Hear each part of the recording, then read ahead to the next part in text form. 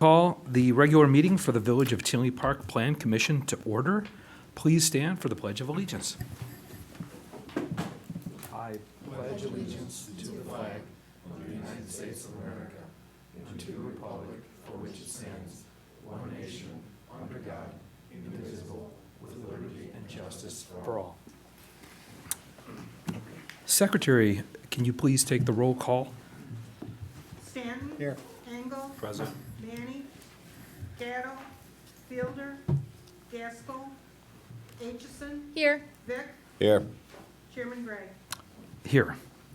A quorum is present. Staff, are there any communications? No, not at this time. Okay. May I have a motion to approve the minutes of the December 19th, 2019 meeting? So moved. Commissioner Vic? Second. And Commissioner Engel, seconded. Okay, minutes are approved. All those in favor of approving the December 9th, all those in favor of approving the motion? Aye. Aye. Opposed? Okay, motion carried. So let's go down to item 1. The first item on the agenda this evening is a workshop to discuss a request to recommend that the village board consider granting Kim McAuliffe, on behalf of an English Garden LLC, a special use to convert a heritage site in a legacy district from a standalone commercial building to a mixed-use building with a second-floor apartment at 16800 Oak Park Avenue in the NG, the Neighborhood General Legacy Code zoning district. Staff, could you please make your presentation on this item at this time? Sure. Yeah, I'll apologize ahead of time if my throat's a little scratchy, so I'm just getting over being sick. This property's at 16800 Oak Park Avenue. It's just south of the Whitey's Dairy Palace, so it's kind of the most common thing people associate with that area. They are moving into an existing home, in English Garden. Purchased the property. They have opened their florist and gift shop on the first floor of the building. Did a build out, did quite a bit of renovations to the exterior and maintenance to the exterior of the property. And now they're looking to request a special use to allow it to be a mixed use building. So that way they can have an apartment on the second floor of the site.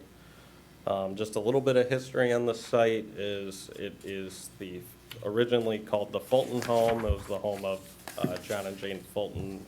The original part of the house was built in 1859, and then there was an addition placed on it in 1912. So it's a rather historic and culturally significant property in the village of Tinley Park.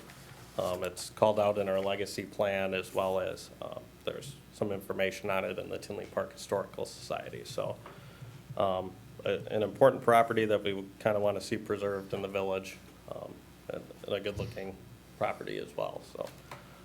So, in 2006, the property, 2001 to 2002, there was a special use permit that was approved for it. It was going to be converted to a bed and breakfast. Some of that work started. They kind of converted the upstairs, added in a kitchen and a bathroom up there, but it never actually fully opened up as a bed and breakfast ever. Then it kind of from that point to 2006, and I believe until like 2016, it kind of functioned as an office building, had a lawyer in it and a couple other offices, I believe, over that time period. And then most recently it was Gigi's Playhouse, which is a center for autism enrichment. Probably not the best site for them because there's a lot of stairs, there a lot of steps and weird places and corners. So they moved elsewhere in the community, allowed this property to be available for them in English Garden to move in. And they opened for business in November and had a ribbon cutting. So the property consists of approximately 18,050 square feet in space. It's got the two-story principal structure that was originally built as a home. Then there's a two-car garage as well. The detached garage is slightly constructed off-site. which wasn't caught back in 2005 when it was built. So right now it's existing, it's legal, non-conforming technically, slightly off-site, but the majority of it's on-site. So I believe about 4 feet goes off. There's no concerns really about the garage's location. So to the north of this is basically an improved but unimproved right-of-way. So at one point it was kind of designed that there might be a through street there. There's no really plans to do that, but at some point this was kind of paved for the businesses to the north and then this site to the south. And there was parking added to it just to allow for some parking in that area and some access. Traditionally, there's been parking agreements with those businesses, so like Whitey's Dairy Palace and then this property, that allows basically those businesses to kind of exclusively use it to meet their parking minimums. But then they need to maintain it. So they stripe it, clear the snow, basically maintain their parts of the property. So we're working with Kim and an English Garden to get that in place through the village board as well. So that'll take care of any parking concerns on the property. This property is located in the neighborhood general zoning district in the legacy plan and is considered a heritage site. So that basically means it doesn't meet the letter of the law for a redevelopment site in this area, which would be kind of a more substantial building, probably fill up more of the lot. They're trying to kind of really maximize the lot coverage, help build up density around the downtown core, kind of help the downtown core. But then, so this site's considered a heritage site because it existed prior to that code. Doesn't meet it to the letter of the law. It can remain the way it is, but basically they can't invest only up to 50% of the value of the property back into it. Before they'd have to bring it up and meet the code. So it also does not permit a mixed-use building in the NG zoning district, but it does allow the conversion of a heritage site to a mixed-use building. So, but only through a special use, which is why we're here today. To the north of the subject property is also NG. It's that Dairy Palace site. It's also got effective signs and a cab company in there. To the west of this is R2 and is single-family homes. And to the east of it is R4 single-family homes. And to the south is NG. It's a single-family home, but at some point it's kind of planned that it could be converted to a business. But right now it functions as a single-family home there to the south of it as well. There's just that outline of the property. There's a fence kind of fencing off the backyard, two-story home in the center, and then the garage in the kind of top left or northwest corner.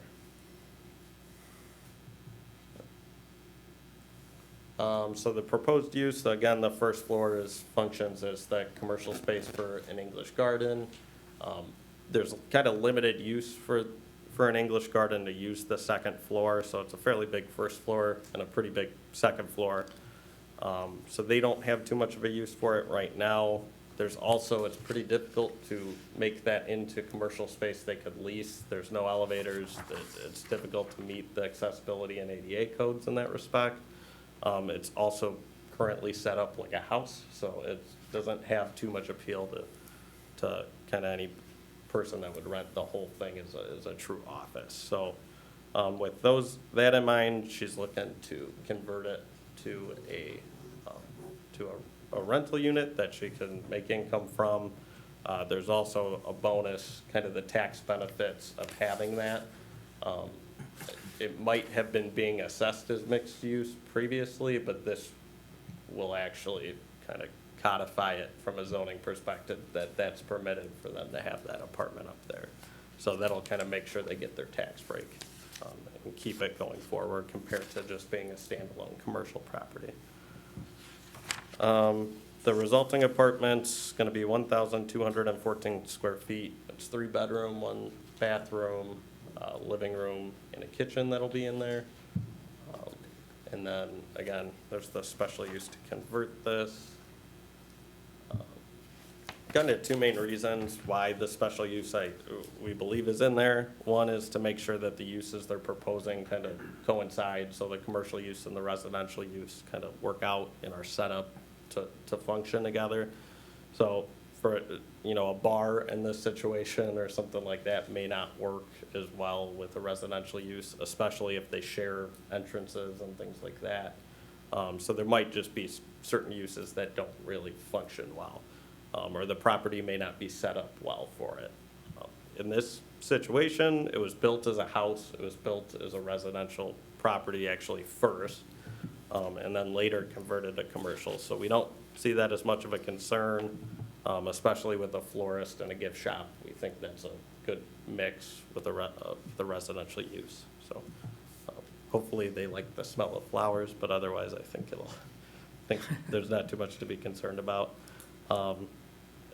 Secondly, that it's whatever they're proposing is kind of in harmony with what the legacy plan's trying to get done in terms of creating a vibrant downtown core, surround that with residential that can kind of help support the business in the downtown core.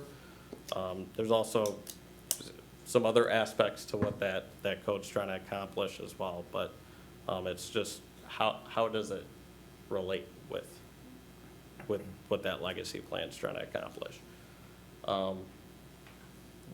We have kind of a couple, there are just kind of a couple standards that staff created previously for a variation for the vet clinic, which was asking to maintain their heritage site status while they invested money in the property. We thought those standards work well for this as well, as if you're kind of prolonging a use in a building, look at some of these standards, and that would be that the condition of the existing building is in, the ownership of the property, so is it owner occupied or is it like a rental shopping center, the longevity of the existing non-conforming use,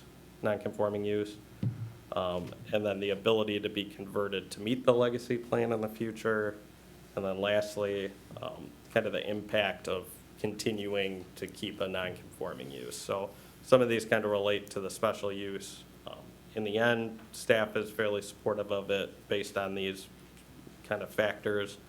The building's in good shape. It's a historical property. I really think we want to keep and maintain the integrity of that. So rarely, in a lot of these, it could be a building that's maybe run down. Is it in good shape? And we'd maybe be going the other way, that maybe this isn't something we want to just kind of keep this property hanging out by a thread, throwing good money after bad. But I think in this situation, it's a nice property, a nice house, something we'd like to see continued. And this should kind of help promote that. It should add some income to the second floor and help the taxes on the property as well. From a site plan and kind of exterior perspective, there's not much going on out there that's proposed with this project. So she did some landscaping changes out there to the front, and otherwise I don't think there's much else changing out there. So the exterior of the property was repainted, some of the wood siding was replaced, but there's not any kind of substantial changes out there. So the landscaping meets the landscape code in terms of the amount of landscaping, trees, the parkway trees were replaced out there, and all that was done with an English Gardens occupancy in the first floor. So not much else is out there, but we did leave it open just to, if you guys had any discussion points on the exterior of the property. So otherwise, that's it for the workshop point of this. We don't have too many concerns with their proposal. So. Okay, thank you, Dan. Does the petitioner at this time wish to make a presentation? I just wanted to say I love the building, it's beautiful, I've wanted it for 13 years, so, And you are Kim McAuliffe, I'm assuming? yes, Kim Okay. McCullough, Yeah. yes. And this is Mike McCullough, so we're 13-year residents, Tinley Park residents, and I wanted that house for 13 years, so it was nice when it kind of fell in my lap last year. We did, I want to say probably about $80,000 into it since we bought it, between just little fixes and rotten wood and painting and landscaping and, oh my God. Bring it up to code. Yeah, bring it up to code was fun. But no, we love it there, it's beautiful. The upstairs is already pretty much built out for a home to live there. It just has to have just little things done. Okay. And that's it, and if you have any questions, feel free. Forget, the one thing I did forget to mention is there is a few things that need to be done from a building code perspective on the second floor to make it legal to the building code for an apartment. So it never really functioned as an apartment before, so there's just some minor things. It's missing some closets. There's one bedroom where you gotta walk through a bedroom to get to that bedroom. So they have to kind of move some walls and stuff like Okay, that. and But I read in the staff report, there was like an electrical box that needs to be moved? yeah, Okay. so they have an architect hired. They've come up with kind of the initial plans that we believe will meet everything, and then they'll have to submit for the building permit. Okay. So we'll have that be a condition, but I believe they're fully aware of what needs to be done at this point, Okay. so. Well, thank you. At this time, I'll open it up to the commissioners, beginning with Commissioner Stanton. Do you have any comments or discussion on this item? No, just a comment. I'm a lifelong resident of Tinley, and I've always loved this home, always. So I'm happy you got it, and sounds like you're gonna do a great job. I don't have any questions, but I believe it's going to be a great use of the space. Okay, thank you, Commissioner Aitchison. Commissioner Vick? Really don't have any questions. Yeah, I think it'll work out really good. I mean, it's been approved once before for that kind of space in there, and I don't see any reason why it couldn't be again, so. Okay, thank you. Commissioner Engel? Yeah, just echo the other commissioners. No questions, and good luck. My final comments are, I echo as well.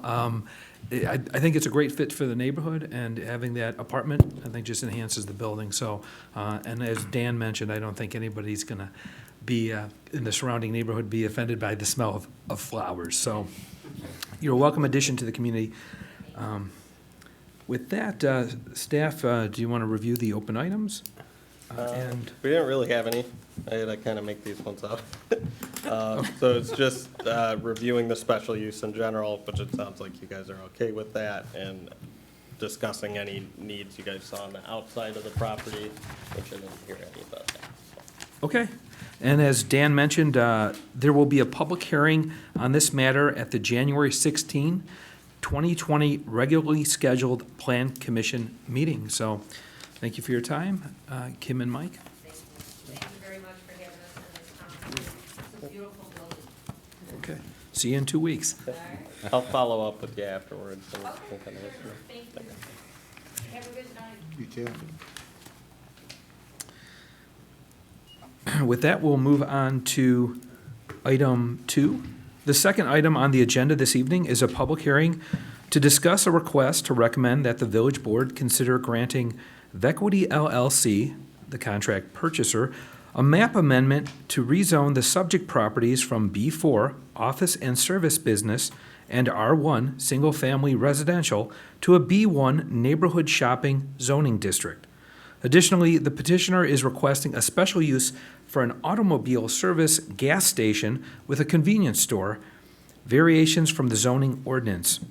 Site plan approval and final plat of subdivision approval. The requests will permit a 7-Eleven gas station and convenience store to be constructed at the properties located at 17100 to 17110 Harlem Avenue. May I have a motion to open the public hearing? So moved. Commissioner Stanton and Commissioner Engel seconded. And I have confirmation of the public notices being completed. So anybody in the audience who is going to speak, if you can raise your right hand. Do you swear or affirm that the evidence that you're about to give will be the truth, the whole truth, and nothing but the truth? Okay. And I'm assuming you guys are all together? Yes. So I don't see any public out there right now. So it's a public hearing. I just wanted to make sure. So staff, could you please make your presentation at this time on this item? Yeah, we went over this in pretty detail, pretty good detail at the workshop 2 weeks ago. So I'll just go over, kind of hit some of the main points about this, as well as kind of what's changed since then. I think we're pretty much in agreement with the petitioner in terms of kind of the open items and what they were gonna get done. I think we've accomplished a lot of that. So, again, this is a 7-Eleven gas station and convenience store they're proposing.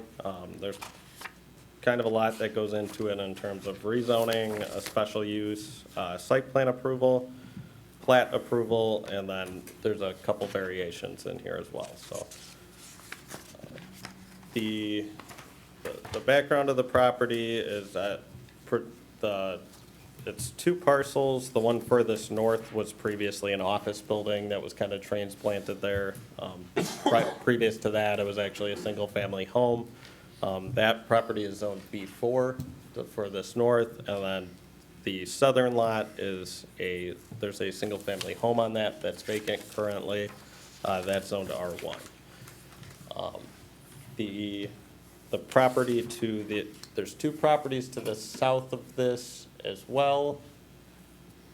That's the existing site that they're proposing. To the south of this is 2 more single-family homes that are also zoned R1. Currently, all 4 of those lots are owned by the same owner, even though the developer is just looking at these 2. They did have, we kind of looked into it, and I believe the property owner did as well, to getting those 2 other single-family homes that are vacant to the south. They're kind of deteriorating. They don't really have paved driveways. There's peeling paint and stuff falling off them. So we kind of requested that they, if they could demolish those as part of this. We originally wanted those 2 homes to kind of be incorporated into their plan for this site. They weren't able to do that because they really didn't have an end user and didn't want to just propose something to just propose it. So kind of as a compromise without the total planning, we thought at least making sure that someone couldn't move into those homes the way they are. We can then kind of look at them as if they'd be commercial sites. So the petitioner indicated that they're fine with that condition, as well as it's in their purchase contract for the property. So they'd be demolishing the 2 homes to the south as well.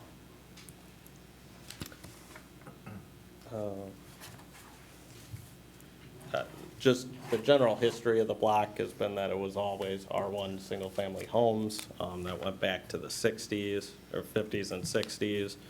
It's kind of slowly converted over time to have more commercial uses, predominantly kind of office uses.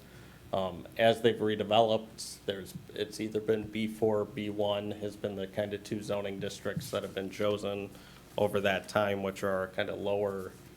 B1 is neighborhood shopping, and then B4 are predominantly service and or office. So kind of lower use categories there that don't really allow for, drive-throughs, things that, uses that can be loud or have noxious odors or things like that. So B1 allows for a gas station as a special use, so that's why they're pursuing to rezone these properties as B1. So the proposed use, it's on 0.961 acres, so just short of an acre. There's a 3,511 square foot convenience store in there. And then there's 10 vehicle fueling stations on the property as well. So that's just the general layout of the store, and then the layout of the site.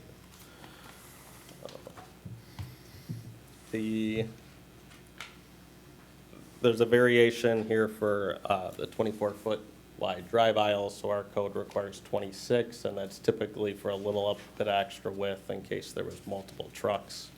It was a site, I think, that would maybe have a bunch of trucks going in and out. 24 is pretty typical for most communities, though. And in this site, they kind of ran into some space issues that's fairly tight, so they requested the variation for 24 feet.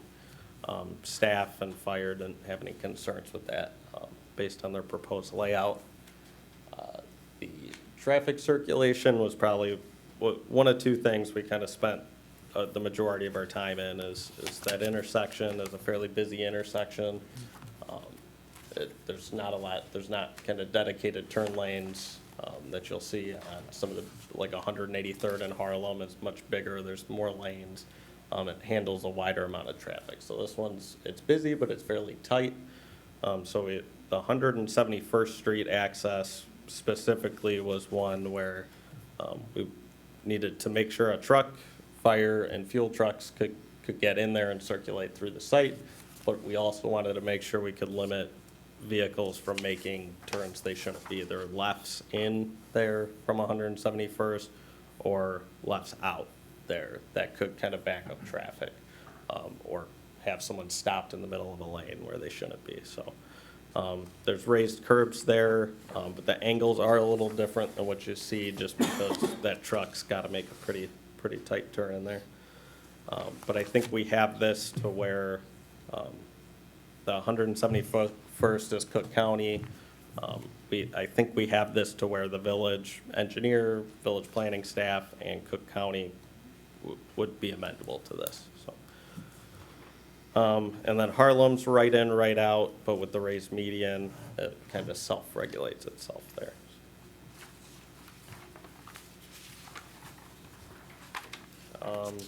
Parking.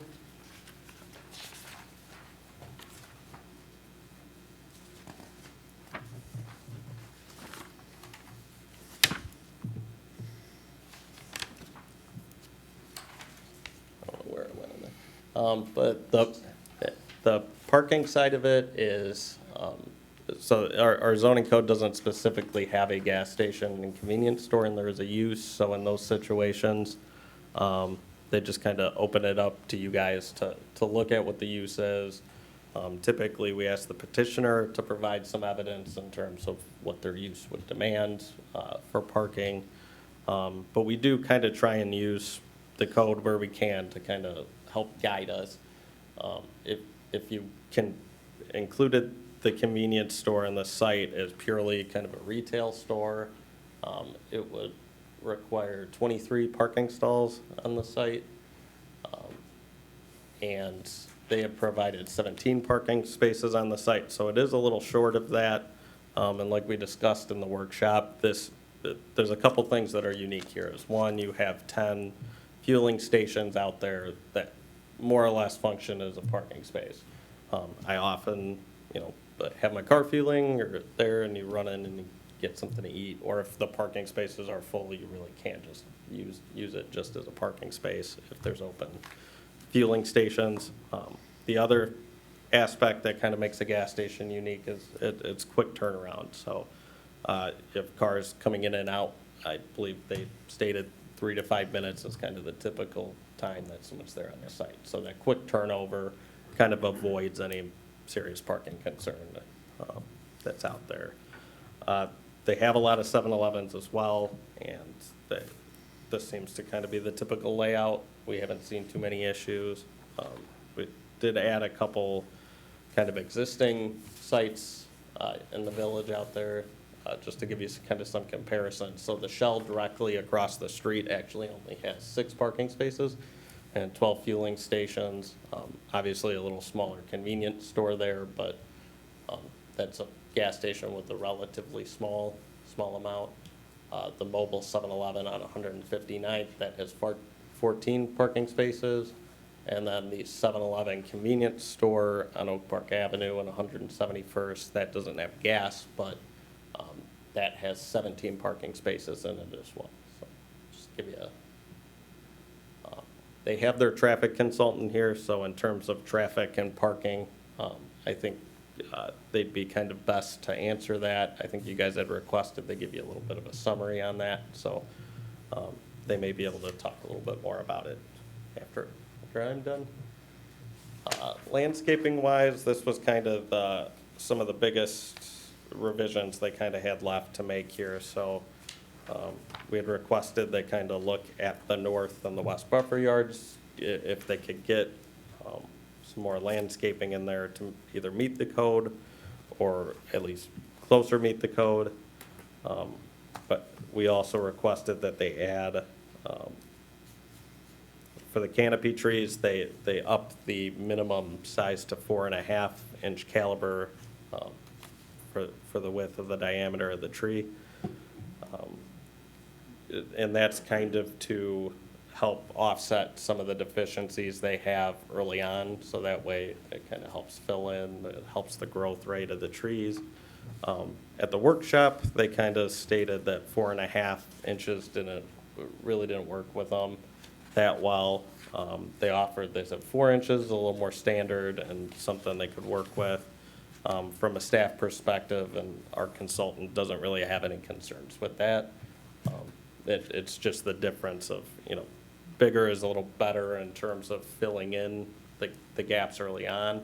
But at a certain point, if you put them in too big and a little too old, it kind of can hurt the way they grow. So we don't think there's too many issues with 4.5 inches on that, but we do understand 4 inches is kind of a little more typical. So we don't have any issues with that change. And then lastly, we asked for the west buffer yard to add the additional shrubs in there. So they proposed those. I don't think this is the updated landscape plan on your screen, but I believe it was in your packets, where they added some additional trees and shrubs where it was requested. So there are still some waivers there, but they're relatively minor. The biggest one is really the parkway trees, where again, they really don't have the space to fit those in there. So we wouldn't want them. I don't think IDOT would approve them. And there's really not a lot of space there between where they're proposing the sidewalk and then the street. And then the interior lot landscaping, we had this with the Lenny's Food and Fuel as well as a gas station. The landscape code really didn't take that into account. And it's a big open asphalt area around the gas pumps. It's an auto-oriented use, so it's hard to design that where you're gonna have planters and curbs, because they would probably get destroyed in there, and you still need the trucks to be able to make the turns that they need to make through there.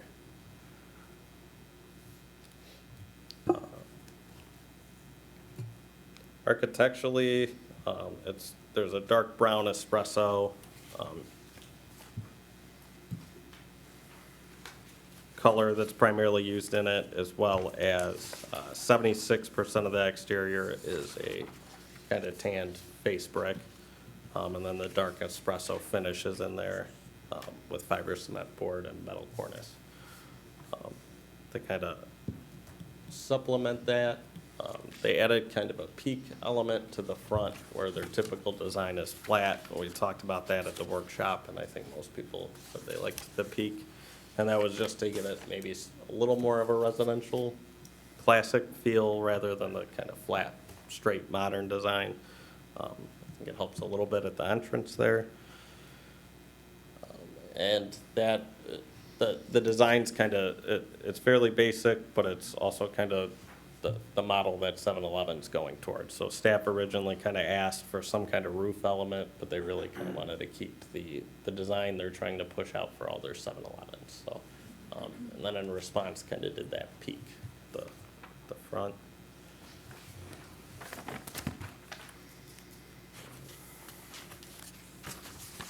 Signage wise, they're requesting a variation for a 5-foot sign setback to allow it to be 5 feet from the property line instead of our required 10 feet.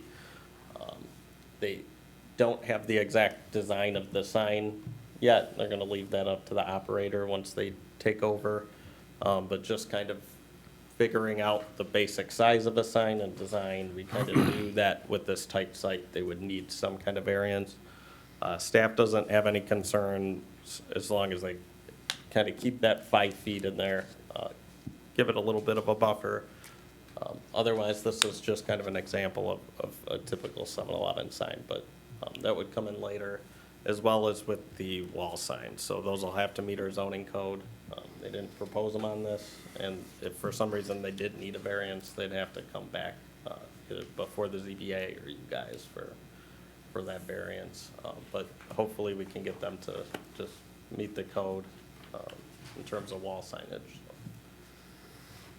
Lighting wise, so with landscaping and lighting, kind of the other big aspect besides traffic we focused on was the neighbors to the west of this. Obviously, it's residential property. We wanted to make sure kind of any negative effects you'd have from any commercial property are kind of buffered there. So with the landscaping, that's pretty well buffered along that west property line, as well as there's kind of a small detention area that kind of allows for almost like a double buffer that happens in a few places. And then the lighting was pretty strategically designed, so that way there's no light spillage. All the lighting's downcast, full cutoff, so from a residential property or even the street nearby, you really shouldn't be able to see the actual light source or catch any glare unless you're standing under it, or you're really close to it. So there shouldn't be any light glare like you might see at some of kind of the older ones that have the lights that are tilted up. So this fully meets our new lighting ordinance that we adopted a few months ago. So. Then besides that, they also have a fence that divides those residential properties from this property. That'll match the 8-foot fence that runs along the bank property to the west of this. And so they revised that in their plans as well. There was a couple notes in terms of the tree calibers and the fencing and the landscape plan that still indicated different calibers of the tree and indicated a 6-foot fence. So we did still make it a condition in here, just to clarify it. So since there's kind of some conflicting stuff in the plans, but I think they stated they agreed to both of those. So the requests out of this are a rezoning of the property to the B1 zoning district. There's 5 variations total, 3 of which are actually kind of lot bulk variations. Because this is an infill lot, because they were residential lots, it doesn't meet our typical requirements that we want to see from a business zone lot. But it's tough on these infill properties again, and I think everyone has kind of seen this. Harlem Avenue is a commercial corridor. And this area has kind of been in that conversion stage for a while, going from residential to commercial, and we think that's the highest and best use of the property. Having individual driveways coming out of there, I can only imagine trying to get in and out of your driveway on Harlem Avenue. So we think this is probably a better use, but for that they needed a lot size, a lot width, and a lot depth variation based on our zoning code requirements in the B1.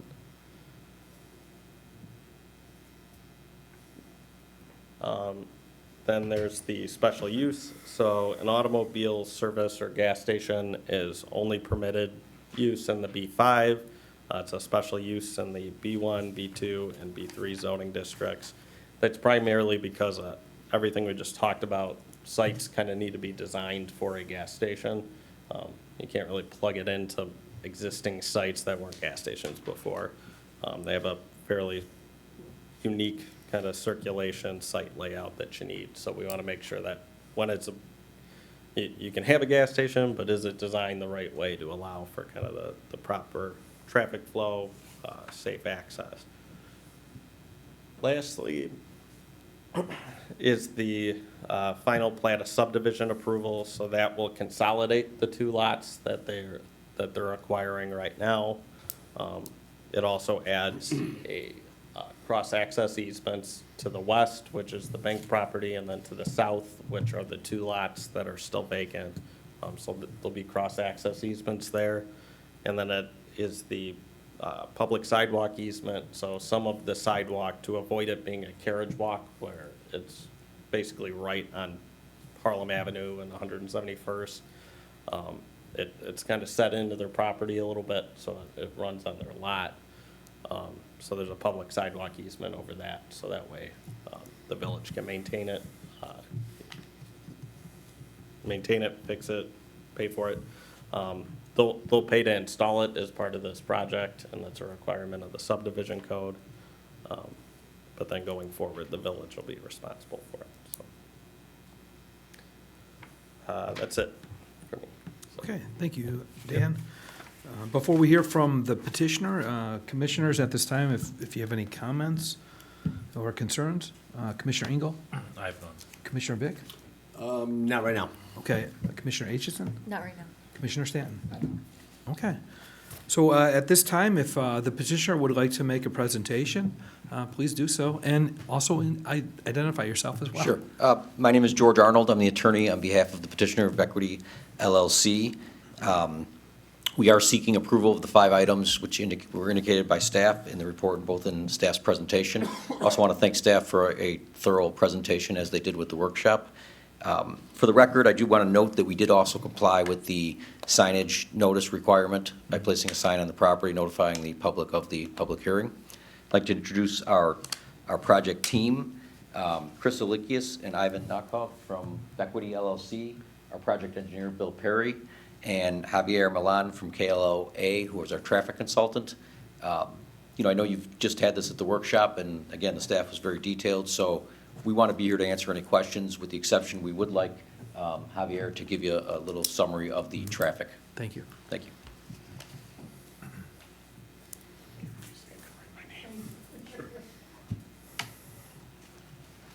Good evening.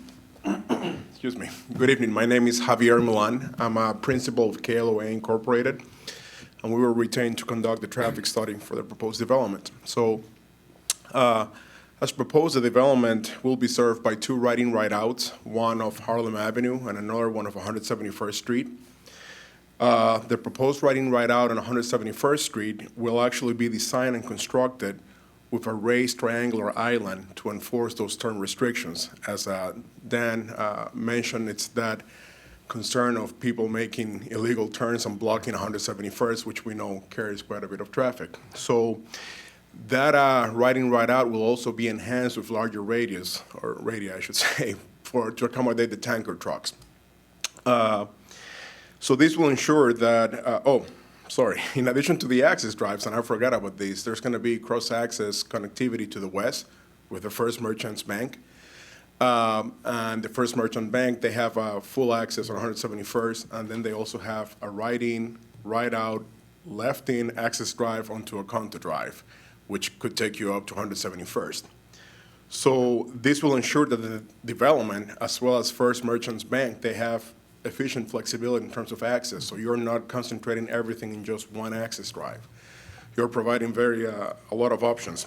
Further, the site will provide cross-access connectivity to the south with the parcel whenever it gets developed. And again, that's good planning. You don't want to create little islands or pockets and there's no connectivity between them. And if you want to go somewhere else, you have to go out and drive around. So it's looking into the future. And I commend the whole team and staff for doing that. I like to see the connectivity.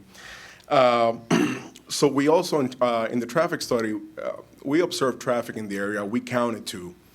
And certainly 171st Street, especially during the PM peak hour, backs up quite a bit if you're traveling eastbound. It's pretty heavy.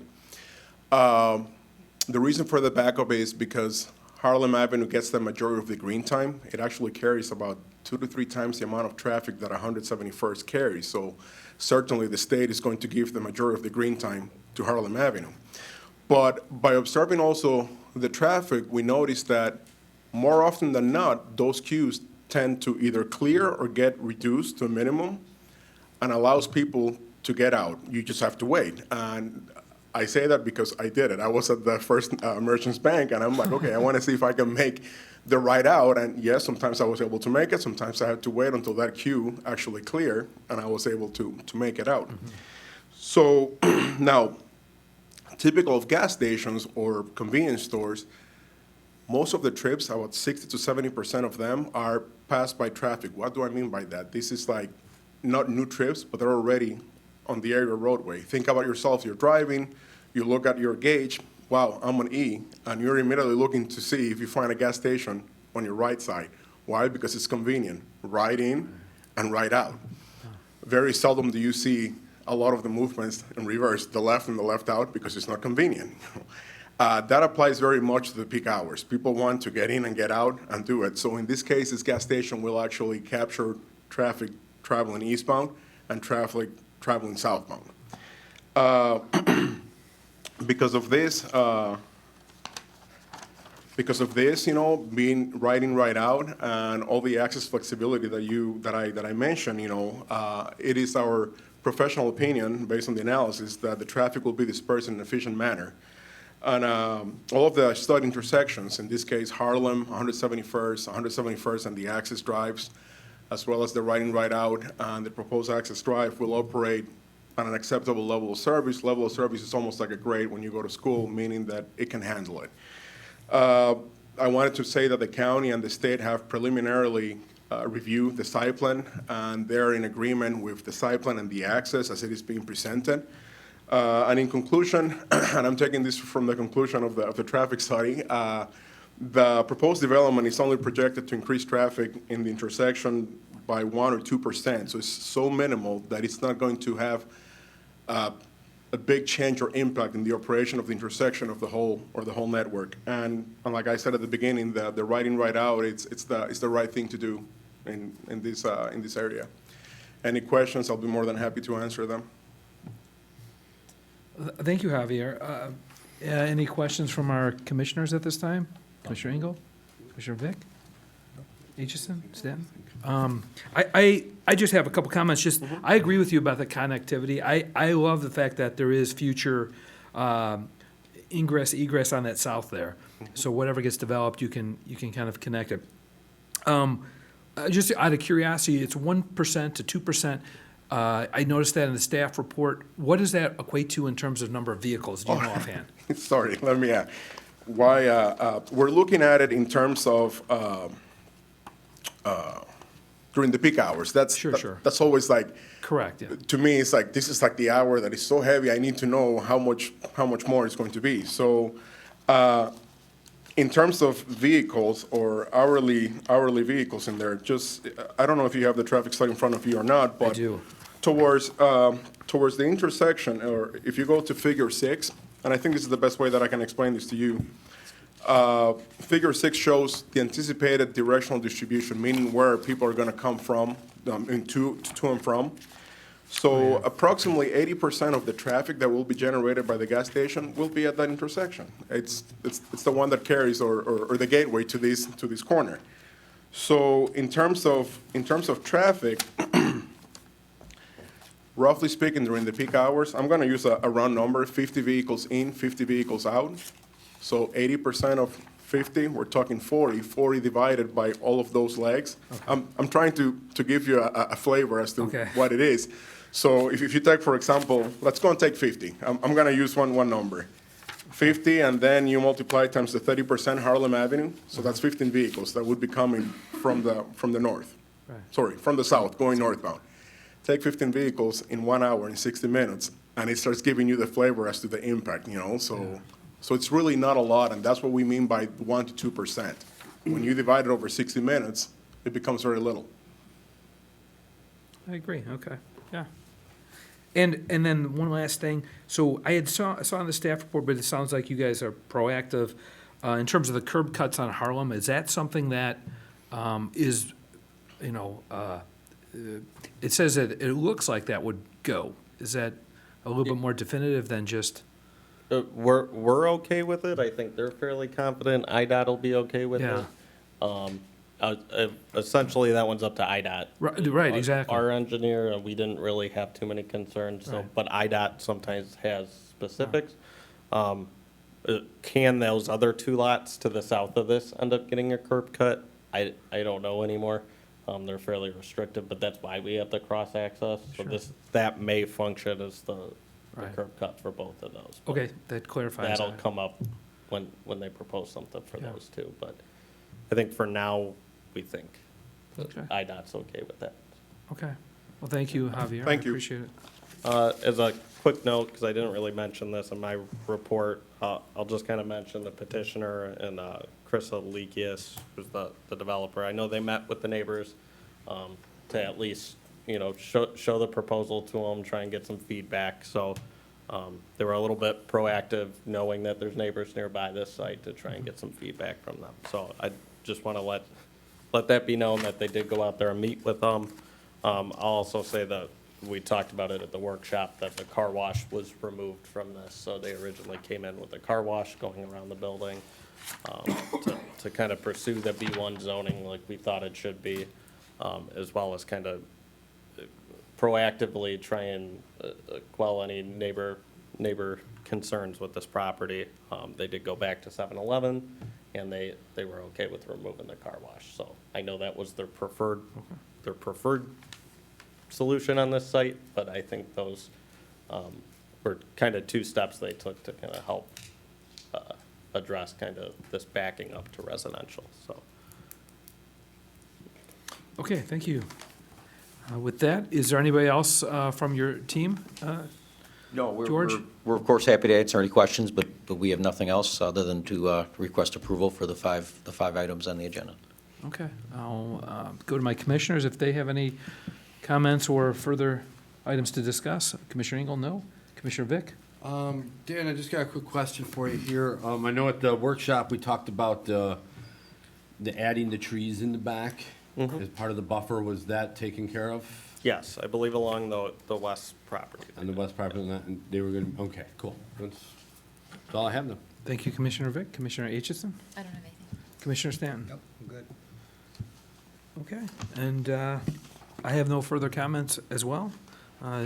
George and gentlemen, thank you for your time. Thank you. And at this time, I'll ask, is there anyone else in the audience wishing to testify on this item? Seeing none, we will move on. At this time, I'd like to have a motion to close the public hearing. So moved. Commissioner Engel, Commissioner Vick seconded. So staff, could you please review the standards at this time? I'm going, if I can just go through the screen and put them up here. You guys have them in your packets. Yeah. There's, because of the amount of items and my lack of like ability to talk right now, and I'll save you guys from some boredom. So I'll put them on the screen. They're in the staff report, and they've been written, obviously, generally supportive of the standards for rezoning, those are actually not anything that we have formalized in our code. They're kind of collectively referred to as the LaSalle standards, so they're kind of just, they came out of some court cases that basically say if a rezoning makes sense and is legal, so we put those in there for you. Then there's the standards for a special use, typically looking at traffic and how it connects to the surrounding properties.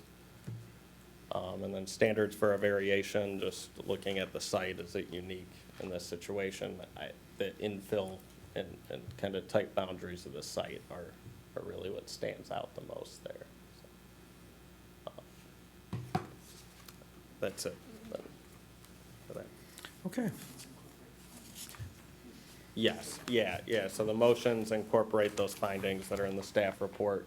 I'll also note, I wrote each of these motions on here to be a little more concise and reference the staff report for the 5 variations, as well as the conditions that we have like on the site plan. So we can read it off of the screen Yeah, as a condensed version. I would recommend that, so you don't have to read each condition and each variation. Okay, We'll just fair. reference the staff report. Fair enough. And with that, I will request a motion, in this case, motion 1, from the Plan Commission at this time. I make a motion to grant the petitioner of Equity LLC site plan approval to construct an automobile service gas station and a 3,511 square foot 7-Eleven convenience store building at 17100 Harlem Avenue in the B1 Neighborhood Shopping Zoning District, in accordance with the plan submitted and listed herein and subject to the conditions as listed in the January 2nd, 2020 staff report. Do I hear a second? Second. Commissioner Aitchison, so motion made by Commissioner Vick, seconded by Commissioner Aitchison. Can I have a roll call? Stanton? Yes. Engel? Yes. Aitchison? Yes. Vick? Yes. Chairman Gray? Yes. Okay, motion 1 passes. At this time, I'd like to request a motion, in this case, motion number 2, from the Plan Commissioners. I'd like to make a motion to recommend that the village board grant the petitioner of Equity LLC a rezoning of the properties located at 17100 and 17110 Harlem Avenue from their existing B4 office and service business and R1 single-family residential zoning districts to B1 neighborhood shopping zoning district and adopt the findings of fact submitted by the applicant and as proposed by the village staff in the staff report. Do I hear a second? Second. Commissioner Engel, second. Motion first made by Commissioner Stanton. Can I have a roll call? Vic, Yes. Aitchison, Yes. Stanton, Yes. Engel, Yes. Chairman Gray. Yes. Okay, motion 2 passes. With that, I'd like to request a motion from the Plan Commissioners, motion number 3 be made. I'd like to make a motion to recommend that the village board grant variations as listed in the January 2nd, 2020 staff report to the petitioner, Equity LLC, at the property located at 17100 Harlem Avenue in the B1 Neighborhood Shopping Zoning District in accordance with the plans submitted and listed herein, and adopt the findings of fact as proposed by the village staff in the staff report. Okay, motion made by Commissioner Aitchison. Do I hear a second? Second. Seconded by Commissioner Stanton. Can I have a roll call? Vic, Yes. Engel, Yes. Stanton, Yes. Aitchison, Yes. Chairman Gray. Yes. Okay, motion 3 passes. At this time, I'd like to request a motion number 4, from the Plan Commissioners I'd at like this to make a time. motion to recommend that the village board grant a special use permit to petitioner of Equity LLC to permit an automobile service gas station at 3,511 square foot convenience store on the property located at 17100 Harlem Avenue in the B1 zoning district in accordance with the plan submitted and listed herein, and adopt findings of facts as proposed by village staff in the staff report. Okay, motion made by Commissioner Engel. Do I hear a second? Second. Seconded by Commissioner Aitchison. Can I have a roll call? Stanton, Yes. Vic, Yes. Engel, Yes. Aitchison, Yes. Chairman Gray. Yes. Motion 4 passes. At this time, I'd like to request a motion 5, be made from the Plan Commissioners at this time. I'd like to make a motion to recommend that the village board grant approval to the petitioner of Equity LLC, final plat of subdivision approval for Southland's first consolidation in accordance with the final plat submitted and listed herein, subject to the following condition. The final plat approval is subject to the final engineering plan approval by the village engineer. That's the one from, Yeah. from our text, yeah. Okay. At this time, that was motion made by Commissioner Vick. Can I get a second? Second. Commissioner Stanton seconded. Can I have a roll call? Vic, Yes. Aitchison, Yes. Engel, Yes. Stanton, Yes. Chairman Gray. Yes. Motion passes. So this item will be heard by the village board on the January 21st, 2020 meeting. So George and team, please mark your calendars, and good luck. I'll follow up with you guys afterwards with the dates and everything. Yep. You know, I must have glanced out like it was. It's been a while. It's been a while. Good to see you. You too. Happy birthday. Wonderful, wonderful. Nice to see you. Thanks, Chris. Thanks for having us. Thank you. It's a challenging time of year. Thank you guys. Thank you.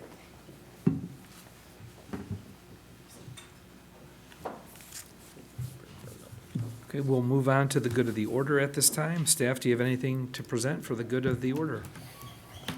Happy New Year. Happy New Year. Glad you're all safe in here, and thanks for coming to the meeting. We were getting a little frightened about a quorum, so very glad that you're here. And with that being said, our next meeting, we will be looking at Marriott. We're pretty sure we're going to get that on the agenda, or we're hoping. And if it is on the agenda, it will be an important meeting, so please try and let Barb know so we can keep that ahead. That's the new hotel over on Route 45. Yeah, 2 Marriotts.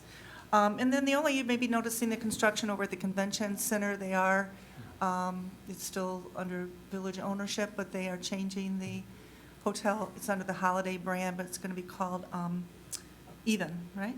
It's more of a fitness motif, so that construction's going on now. And that's really about it, in terms of things going on in the village hall.